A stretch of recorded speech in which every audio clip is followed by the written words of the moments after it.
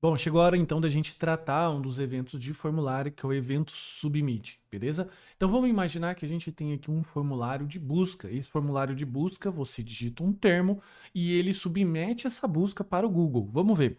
Vou digitar aqui Dev Samurai e vou clicar aqui em pesquisar. No momento que eu cliquei em pesquisar, ele enviou essa informação de busca e o Google, obviamente, tratou todas essas informações aqui. Bacana? Então, se você dá uma olhadinha aqui na barra, você vai ver aqui um barra search, que é igual Dev Samurai. Bacana? Então, é isso que o nosso formulário faz. Agora, vamos dar uma olhada no HTML desse carinha aqui. Se a gente dá uma olhada aqui, a gente tem aqui alguns blocos básicos, ok? A qual eu vou explicar aqui de forma resumida e depois, em outros cursos, em outras aulas, você vai ter a chance de entender todos os detalhes de um formulário. O mais importante aqui é a gente se debruçar em cima do JavaScript e não do HTML propriamente dito, até porque o HTML é mais fácil de aprender que o JavaScript, beleza? Então, se você entender esse conceito aqui, o formulário vem de graça. Então, vamos lá. Eu tenho então aqui um form, a tag para formulários é o form, em que ele precisa basicamente ter dois parâmetros, dois atributos aqui. O action, que é o endereço a qual eu quero enviar essas informações, e o método, que método que eu quero, get ou post, e basicamente essa diferença é no método get. Eu deixo os dados exposto aqui na barra, beleza? Ele coloca os dados que eu digitei aqui na barra e dentro do formulário vem os campos que eu quero capturar do usuário. Nesse caso aqui, a gente tem esse primeiro conjunto, que ele vem aqui label, que basicamente é o que eu vou escrever aqui para esse campo e depois o campo propriamente dito. Se você perceber, ele tem um nome aqui bastante estranho, que é só a letra Q, Q de query, beleza? E por que eu tive que colocar isso aqui? Porque é o parâmetro que o Google entende aqui no barra search, beleza? E o próximo aqui é um botão do tipo submit, que é o qual eu posso colocar aqui o valor pesquisar, o nome que eu quero colocar aqui dentro desse botão. Veja que, apesar da aparência dele ser de um botão, a gente utiliza o HTML dessa forma aqui. Bacana? Isso é um formulário, isso é o que você precisa entender para continuar a aula aqui e ir para a parte prática, que é a parte do JavaScript. Bacana? Então vamos lá. Eu capturei aqui esse formulário através do Query Selector, peguei aqui o formulário que tinha e adicionei um Event Listener nele, um evento do tipo submit. Bacana? Então, um evento do tipo submit, ele vai interceptar a ação de enviar as informações para o parâmetro action que a gente indica aqui. Bacana? Importante você não se confundir com o botão type submit.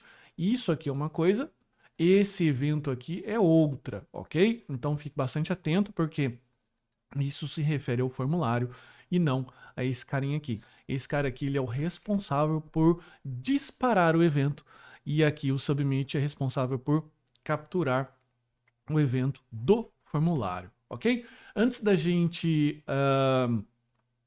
antes da gente experimentar isso daqui, vamos colocar um console.log, beleza? E a gente vai colocar aqui, ó, submit, e a gente vai colocar aqui o event. E lembra da situação do botão que a gente clicava e ele realizava a ação? A gente precisa fazer isso daqui de novo para evitar que ele envie as informações para o Google.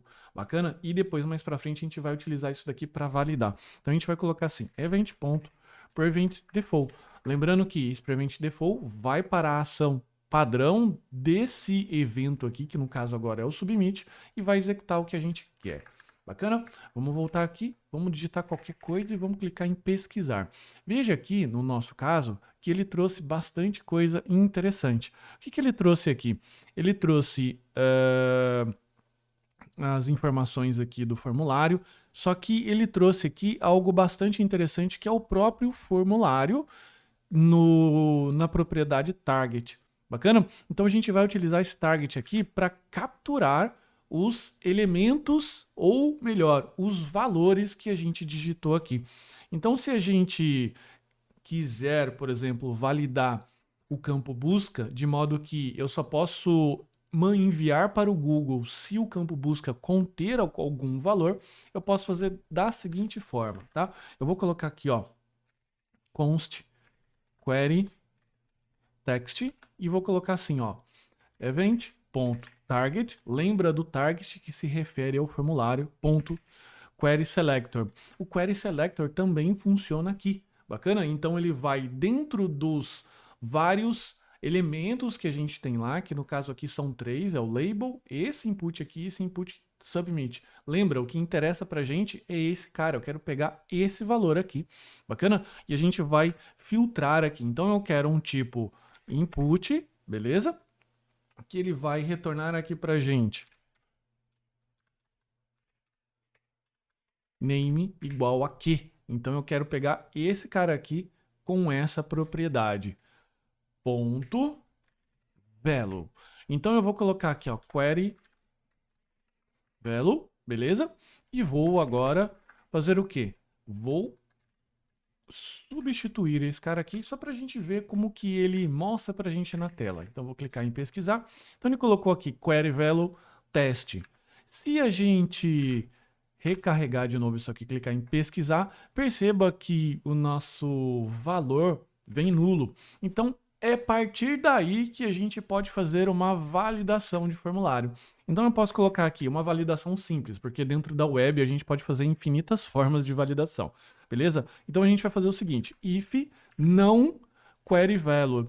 Lembra que no JavaScript tudo que é nulo corresponde a um texto vazio também? Então eu posso aproveitar dessa propriedade do JavaScript e quando isso aqui for nulo, ou seja, sem texto, eu executo o prevent default. Só que para não deixar o usuário sem nenhuma resposta, é interessante a gente colocar aqui, ó, um alert.